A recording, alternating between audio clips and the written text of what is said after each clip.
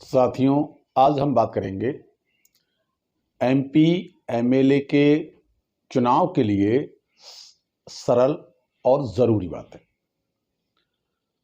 भारत का नागरिक होने के नाते कोई भी आदमी पार्लियामेंट का चुनाव जैसे एमपी का चुनाव पूरे भारत में देश के किसी भी कोने से लड़ सकता है। ऐसे ही एमएलए का चुनाव जिस राज्य में उसका वोटर लिस्ट में नाम है, जिस राज्य का वो रहने वाला है नागरिक, उस राज्य में किसी भी विधानसभा सीट से वो चुनाव लड़ सकता है।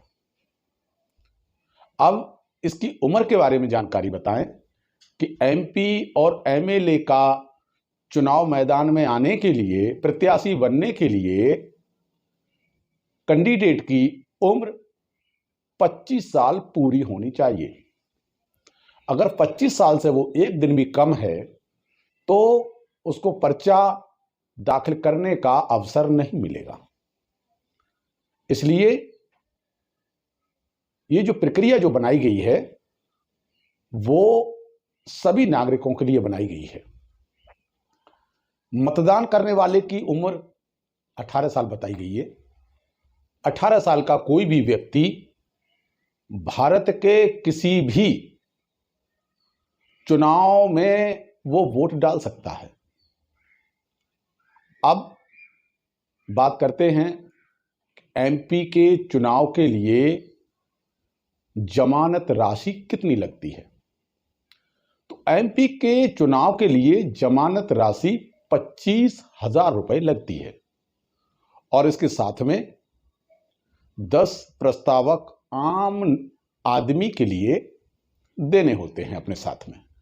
कुछ जो पार्टियां रिकॉग्नाइज्ड पार्टियां हैं, राष्ट्रीय पार्टियां हैं, उनके लिए कुछ अलग नियम हैं, 1 या 2 लगते हैं। बाकी जो है, जो आम नागरिक हैं या फिर जो और वैसी रजिस्टर्ड पार्टियां हैं, उन पार्टियों से चुनाव लड़ते हैं या कोई निर्दलीय इंडिपेंडेंट कोई चुनाव लड़ता है तो उनके लिए ये जो प्रक्रिया जो बनाई गई है कि 10 प्रस्तावक, 10 प्रपोजर उनके साथ होने चाहिए उसी क्षेत्र के, जिस क्षेत्र से वो चुनाव लड़ना चाहता है। एमएलए के चुनाव के लिए 10,000 रुपए जमानत राशि के रूप में निर्वाचन कार्यालय में जमा कराए जाते हैं। ये उनकी प्रक्रिया है। अब इसके लिए दस्तावेज क्या क्या चाहिए।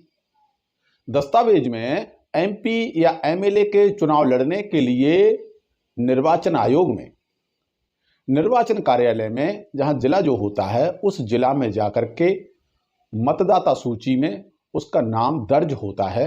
वहां से एक सर्टिफाइड यानी प्रमाणित एक कॉपी निकलवाई जाती है।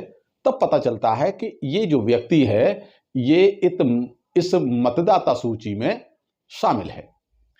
मतदाता सूची से उसका एक जो प्रमाणित वहां से एक सूची मिलती है और उसी के आधार पर वो फिर पर्चा दाखिल करने के लिए अपने और कागजात तैयार करता है। जैसे उसको चुनाव लड़ने के लिए ये तो हो ही गया, मतदाता सूची में नाम हो, ये तो पहला है ही है। उसको आधार कार्ड चाहिए, उसको पैन कार्ड भी चाहिए। आधार कार्ड और पैन कार्ड इसलिए चाहिए क्योंकि एक नया खाता खोलना होता है। जब चुनाव लड़ा जाता है तो उसके लिए एक नया खाता खोलना ही होता है। पहले से चाहे 10 खाते हों, 50 खाते हों किसी भी आदमी के, अपने सेविंग अकाउंट के, बचत बैंक के, इससे कोई फर्क नहीं पड़ता। लेकिन उस दिन वो एक नया खाता खोलना ही होता है और वही नया खाता जब पर्चा भरा जाता है, फॉर्म जब भरा जाता है, उस फॉर्म में उस नंबर को मेंशन करना होता है, उसको जो है दिखाना होता है, लिखना होता है। ये प्रक्रिया होती है। और अगर कोई SC ST का व्यक्ति चुनाव लड़ता है रिजर्व सीट पे या सामान्य सीट पे, उसके लिए चुनाव लड़ने के लिए जाति प्रमाण पत्र, कास्ट सर्टिफिकेट जरूरी होता है रिजर्व सीट के लिए।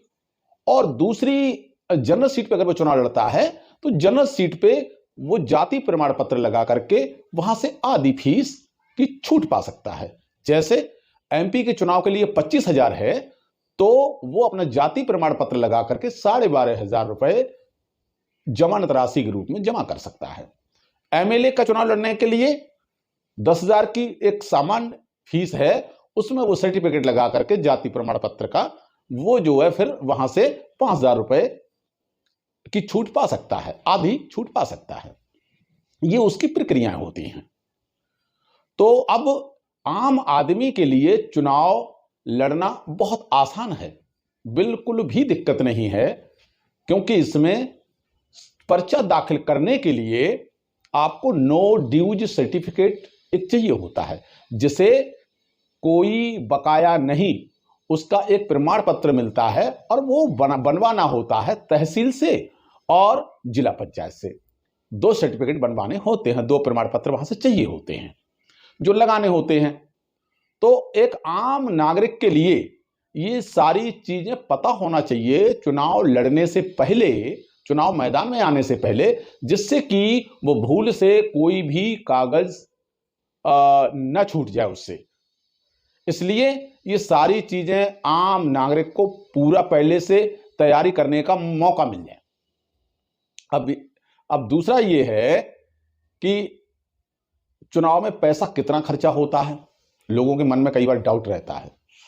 तो आदमी अपनी तरफ से कितना भी खर्चा कर सकता है, वो एक चुनाव आयोग उसकी लिमिट तय करता है, लेकिन उससे पहले 20,000 रुपए में